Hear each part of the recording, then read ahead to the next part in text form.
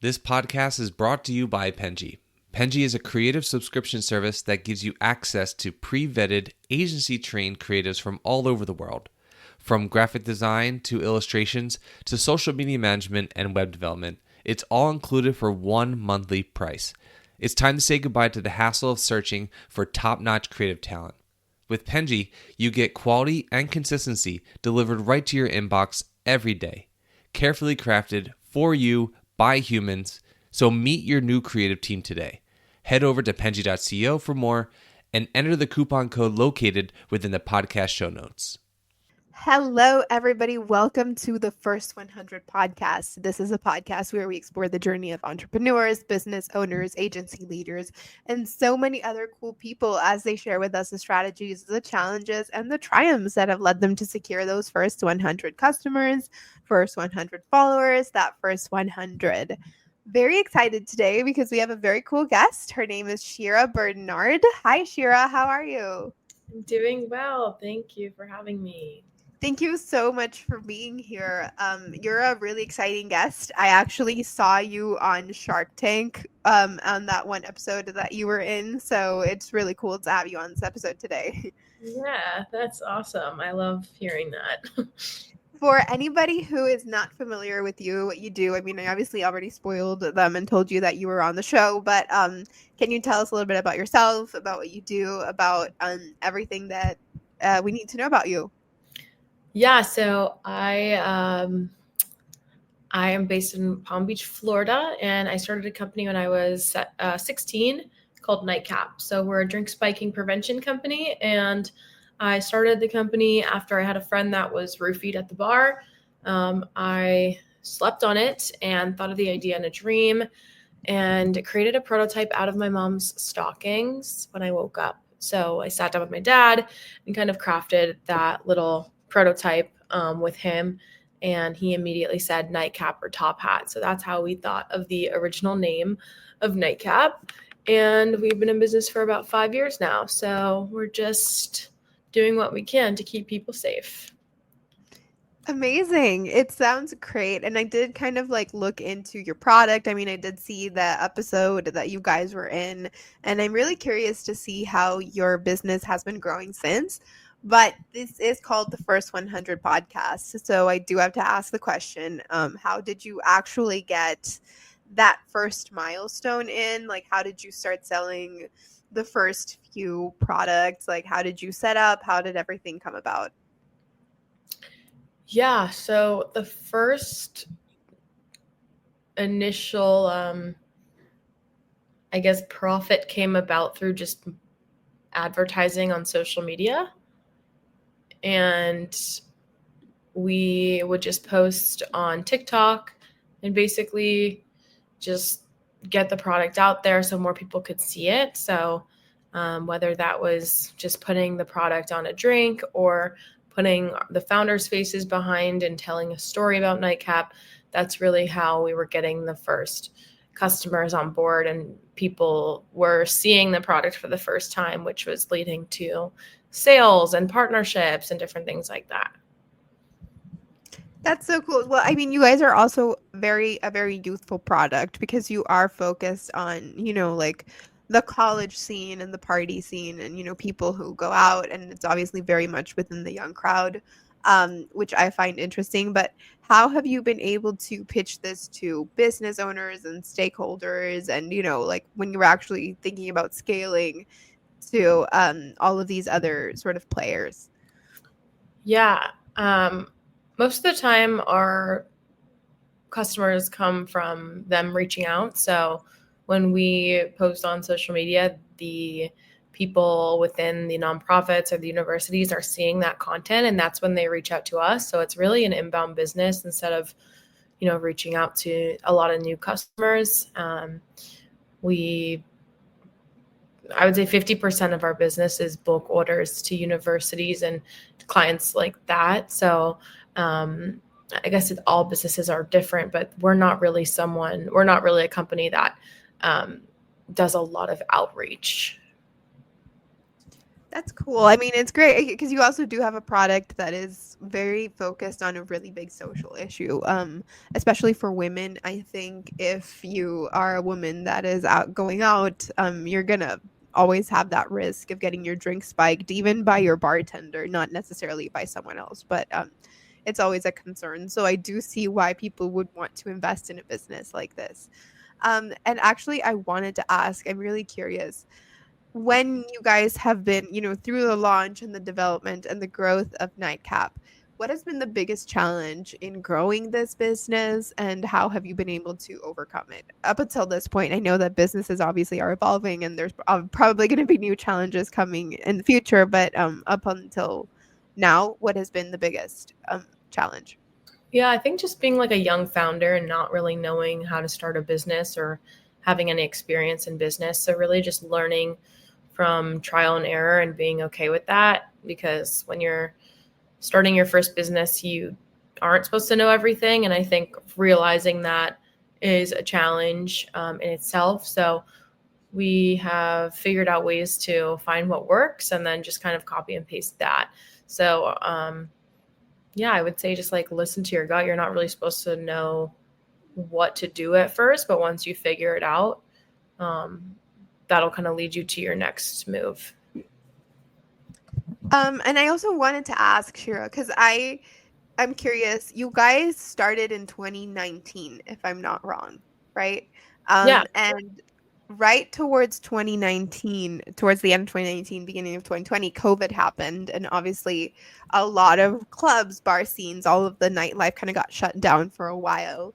And your business model and what your product is all about is about, the nightlife and going out. And obviously now in 2025, I was about to say 2024, but in 2025, it's been resumed, but I do feel like sort of this whole world was affected by this. And, when you were just starting a business, how did you face this problem when like nobody was going out for a long time?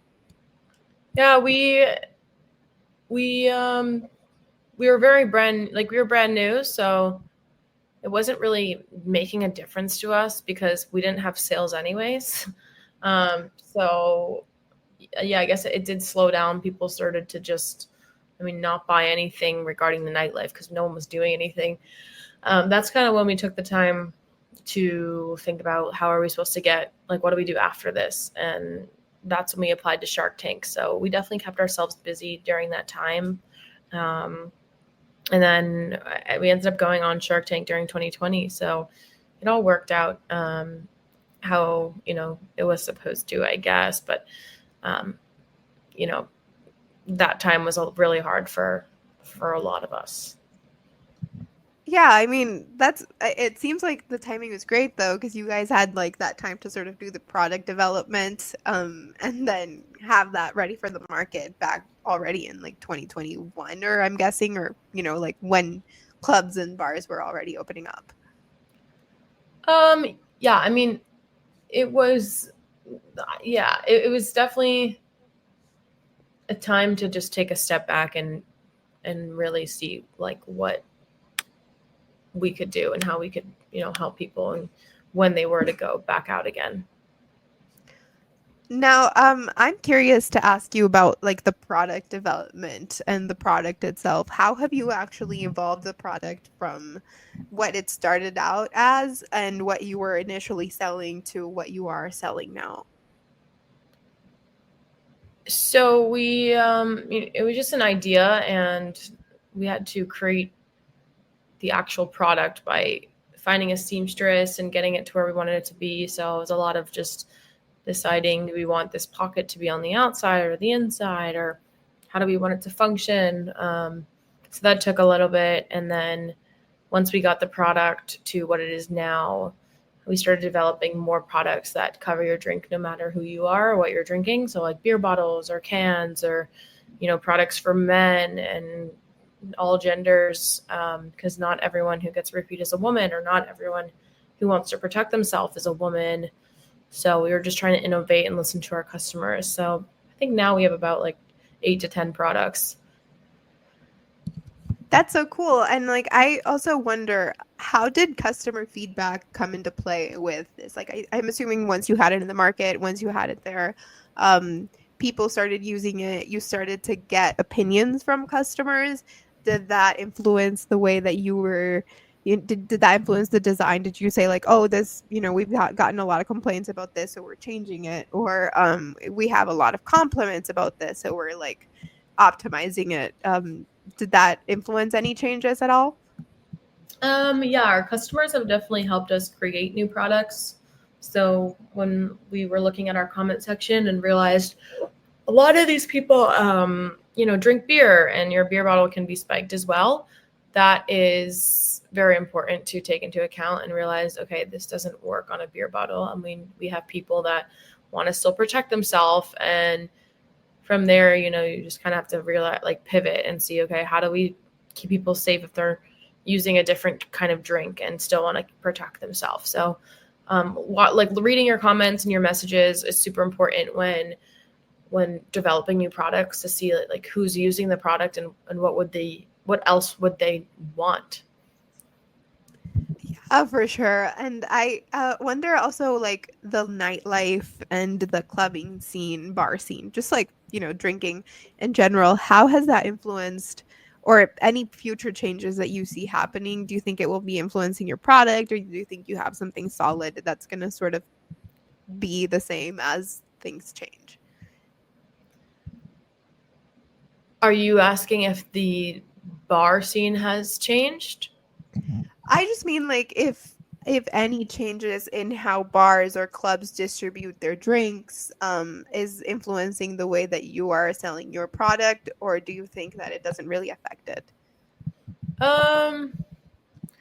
To be honest, bars are not our main client just because they don't care about people's safety.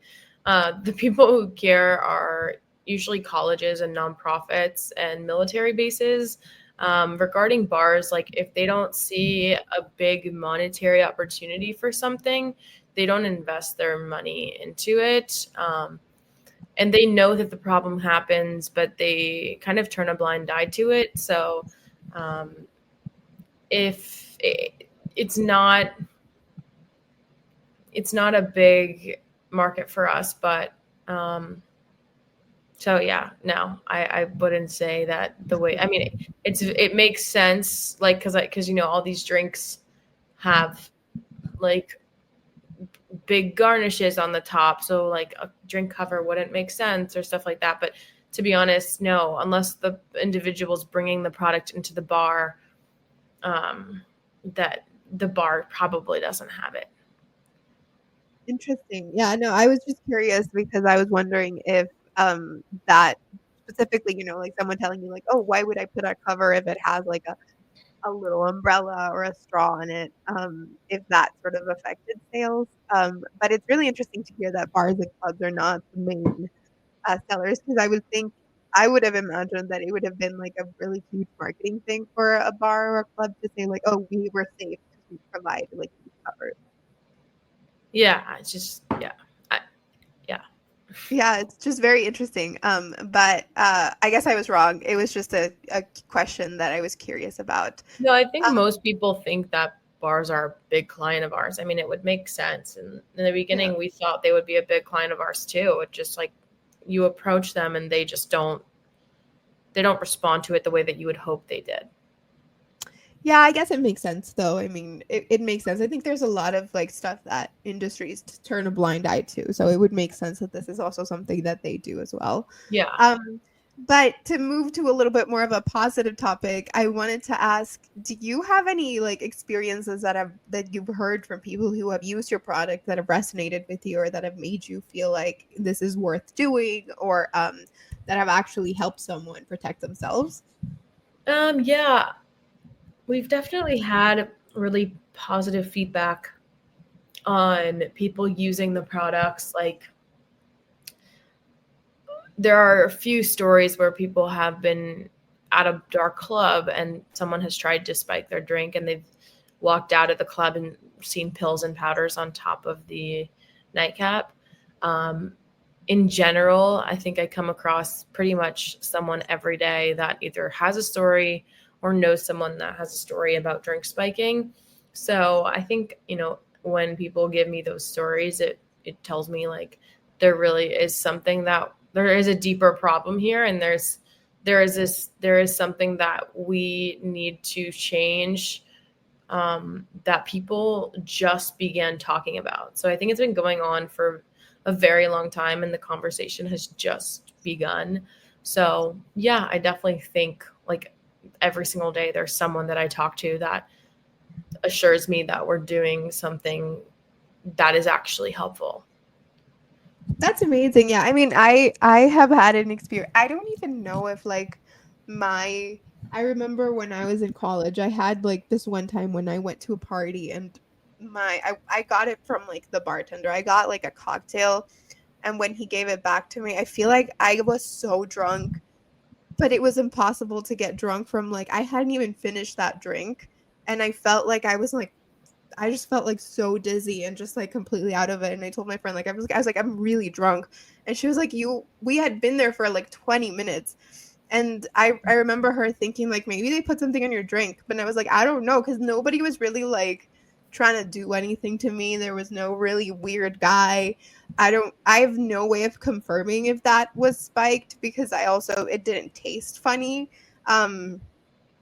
It was just really weird. I don't know if it was just because I was tired, like if it was like my body just not reacting well to the drink, whatever it was.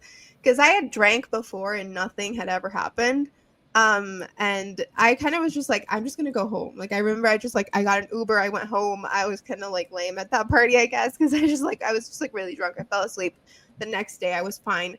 And it really like I guess I always kind of lived with that doubt of like what happened if someone put something on my drink, um because I had no way of proving it. I had no way of knowing that. I just know that I had a really strange experience. And when I learned about you guys' product, I think it really spoke to me because I was like, like at least if I had had something like that, I would have been able to know like maybe it was just me and I was just having a bad day. Or I would have been able to know like, oh no, my drink was spiked because there's no way that I would have gotten drunk out of like the half of a cocktail, right? Yeah, I know. I'm sorry to hear that. Honestly, it happens so often, and the problem is, um, that we don't talk about it enough. So you kind of, I don't want to say gaslight yourself, but like you kind of tell yourself that it didn't happen, or like maybe you were this or maybe you were that. So that's the problem. And yeah, sometimes you can't prove it. So there's a lot of flaws with the system.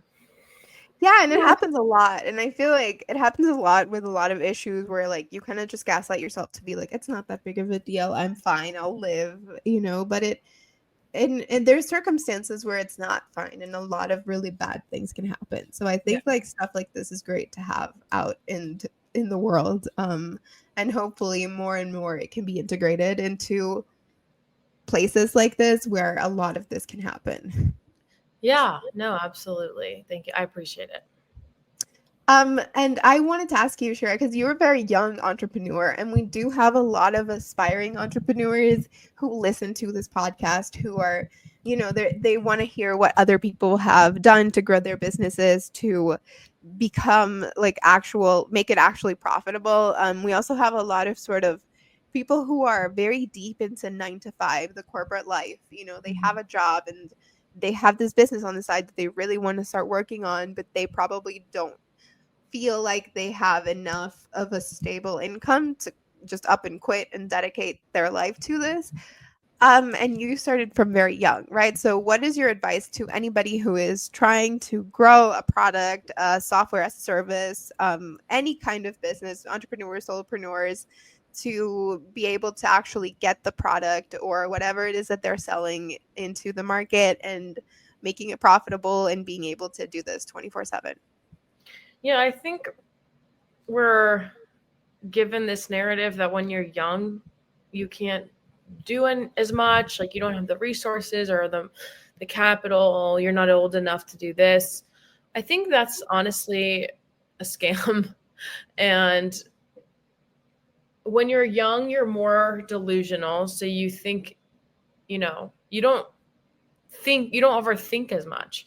I think being young really helped me start the company because I saw the big picture, and I wasn't okay with anyone like telling me no. I was like, no, this is my idea, and we're gonna do this, and nobody can get in the way. So I think being young is a superpower. People want to help you when you're young. You're creative when you're young. Like, there's not a lot that is stopping you, unless you listen to the noise. But if you can block that out and just listen to yourself, being young is definitely an advantage. And I really think it helped me a lot. Like, you just see the world through like a different lens when you're younger. So yeah, I love that about like young entrepreneurs. And I would say I'm still young. So I still like feel that way. But, I started the company when I was 16, so it's a little different, but now I'm 22. And, it's, I guess when you're young and you're starting a business, you just have to be okay with like accepting that you're not going to know everything. And once you can accept that, like, you can literally do anything. Like, you will figure it out if you can acknowledge that you're not supposed to know how to do it. No, I totally agree. And I feel like when you're young, you're a little bit less jaded and a little bit more fearless. Yes. As you get older, you get a little bit more cautious about things, right? Yeah. But like, even if you are older, quote unquote, and you haven't like started the business that you've always wanted to, like, that shouldn't stop you either. I think like life is too short not to try. Yeah, totally. And I agree, because I feel like a lot of us sort of go through life doing things that maybe we're not passionate about because we're too afraid to try whatever it is that we want to do. And at least if you try and fail, you can say like, I tried and it didn't work out, opposed to just kind of having that as like this hypothetical dream that maybe you could have achieved one day.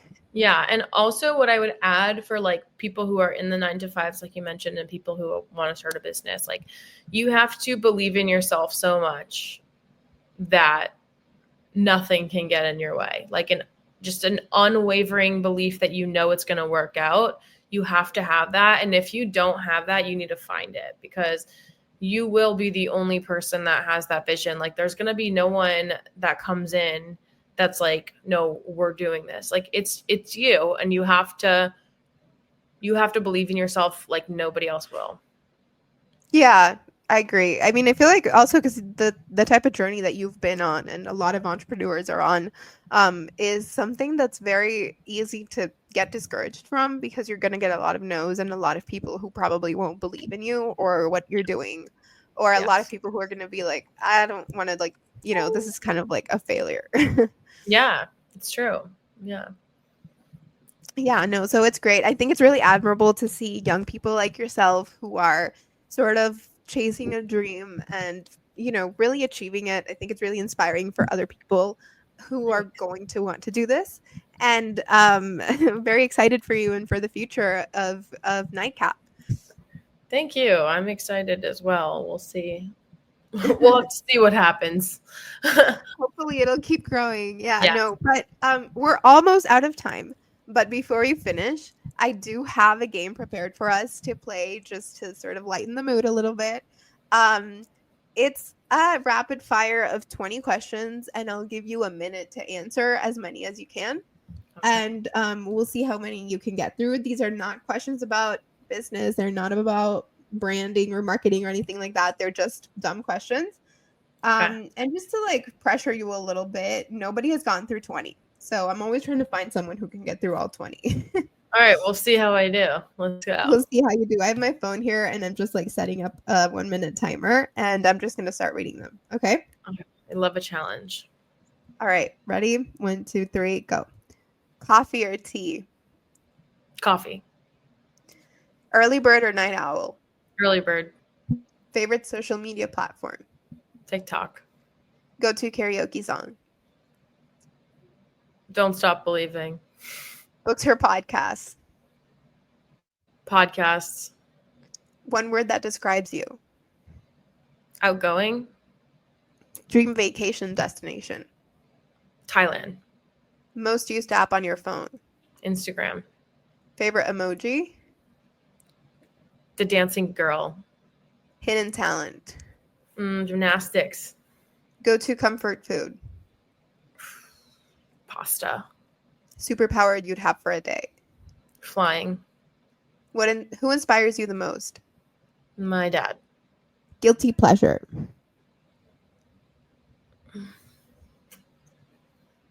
Laying on the couch. Time. So you did pretty well, actually. You got through 13 questions, so that's pretty good. Oh, I had 7 more. Let's go. I feel like that's hard. It's hard because I feel like I probably should change the questions because I feel like the karaoke song question, everyone's always like, I don't know. No, it's good because you put like you're like, oh, these are easy, and then you're like, oh wait, no, they're not. I guess I put people on the spot a little bit.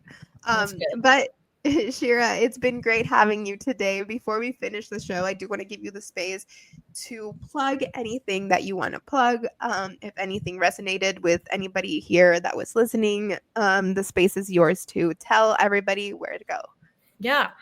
So my Nightcap socials are all Nightcap It. Sorry. NIGHTCAPIT. And then my podcast is called the In Your Dreams Podcast.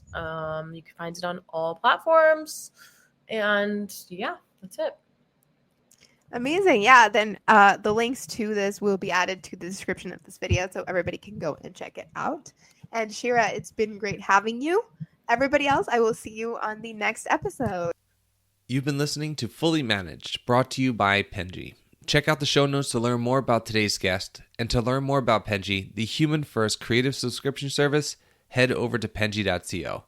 And by the way, if you're still listening, it would mean the absolute world to us if you were to share this podcast with a friend, and of course, subscribe.